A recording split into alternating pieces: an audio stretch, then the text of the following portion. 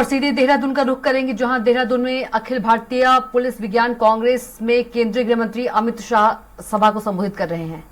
पड़ेगा क्योंकि जहां तक आंतरिक सुरक्षा और सीमाओं की सुरक्षा ठीक नहीं कर सकते, कोई भी देश विकास नहीं कर सकता। विकास के सारे पैमानों की पहली शर्त है कि कानून और व्यवस्था की स्थिति ठीक हो, कानून और व्यवस्था की स्थिति अच्छी हो। और इसके लिए आजादी के अमृत महोत्सव के वर्ष के अंदर ढेर सारे परिवर्तन भारत सरकार के गृह विभाग ने किए हैं। और ये जो समय अब से शुरू हो रहा है, अमृतकाल की शुरुआत से, वो परिवर्तनों को जमीन पर उतारने का और इसके सुफल देश को देने का समय है। तो इस दृष्टि से ये पुलिस कांग्रेस जो है, पुलिस विज्ञान कांग्रेस जो है, इसका बहुत महत्व है। मैं थोड़े समय के बाद आपको बताऊंगा कि ढेर सारे परिवर्तन हमने 2019 से लेकर 2023 तक करे हैं। भारत सरकार के गृह मंत्रालय से लेकर अंतिम पुलिस थाने तक इसको जमीन पर उतारने का पूरा खाका ये आने वाली पुलिस कांग्रेस के अंदर आप लोगों के सामने रखा जाएगा। ये पुलिस कांग्रेस के अंदर 6 विषय आप लोगों ने निर्धारित किए हैं।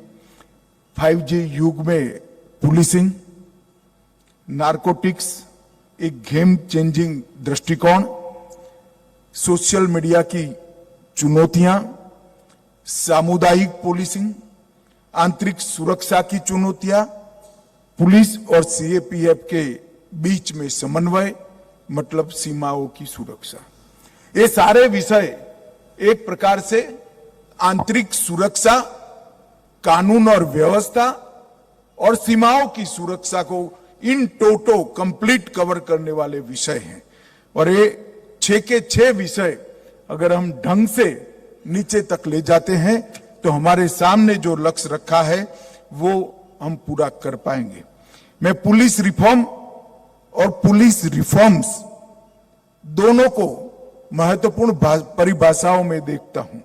मित्रों, विगत 9 साल के अंदर नरेंद्र मोदी जी के प्रधानमंत्री बनने के बाद देश के 3 हॉटस्पॉट, जम्मू कश्मीर, वामपंथी उग्रवादी क्षेत्र और नॉर्थ ईस्ट, ये तीनों क्षेत्र के अंदर कानून और व्यवस्था की परिस्थिति को बेहतर, उत्कृष्ट करने में नरेंद्र मोदी सरकार ने सफलता प्राप्त की है। मैं आज ढंग से कह सकता हूं कि आज धारा 370 के उन्मूलन के बाद जम्मू कश्मीर की स्थिति देखकर देश का हरेक नागरिक चैन की सांस ले सकता है कि हमारा जम्मू कश्मीर हमेशा के लिए अब भारत का हिस्सा बन चुका है। इसको कोई हमसे विरोध नहीं। इसी तरह से वामपंथी उग्रवादी क्षेत्र के अंदर घटती हिंसा के कारण वहां विकास गांव तक, व्यक्ति तक पहुंचने लगा है। हर गली, हर मोहल्ले में, हर गांव के अंदर स्वास्थ्य, शिक्षा और इंफ्रास्ट्रक्चर के नए युग का आगाज हुआ है। और उत्तर पूर्व को भी शांति से जोड़ने में नरेंद्र मोदी सरकार को सफलता मिली है। ये तीनों हॉटस्पॉट के आंकड़ों को जरा देखें तो मैं यूपीए और एनडीए के शासनकाल के आंकड़े आपके सामने रखना चाहता हूं। यूपीए के 2004 से 14 के शासनकाल के अंदर हिंसक घटनाएं 10 साल में 33,200 थी। ये तीनों हॉटस्पॉट पर 33,200 हिंसक घटनाएं थी। और 2014 से 29 के 9 साल के अंदर, 2014 से 23 के 9 साल के अंदर 10 साल की 33,200 के सामने 12,358 ही हिंसक घटनाएं हुई।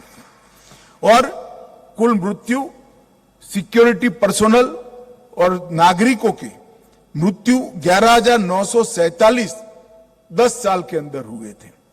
और 9 साल के अंदर 11,947 के बनाम सिर्फ 3,244 हुए हैं।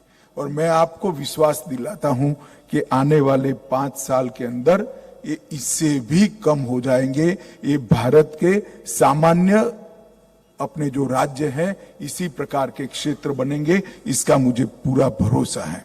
मित्रों, आज यहाँ पर 49वीं अखिल भारतीय पुलिस विज्ञान कांग्रेस का कॉम्पोडियम, ब्यूरो की प्रतिष्ठित हिंदी पत्रिका पुलिस विज्ञान और Uttarakhand police marching with the times, इसका भी प्रकाशन हुआ है। मैं उत्तराखंड पुलिस और बीपीआरएनडी दोनों को इन प्रकाशनों के लिए बहुत बहुत शुभकामनाएं देना चाहता हूं। बीपीआरएनडी को विकसित करने के लिए विगत 5 साल के अंदर ढेर सारे काम हमारे गृह मंत्रालय ने किए हैं। बीपीआरएनडी के चार्टर में समुद्री सीमा प्रबंधन और सीएपीएफ का क्षमता निर्माण, आंतरिक सुरक्षा की चुनौतियां, पुलिस की छवि और पुलिस समुदाय इंटरफेस और कई चीजों को जोड़ा गया है।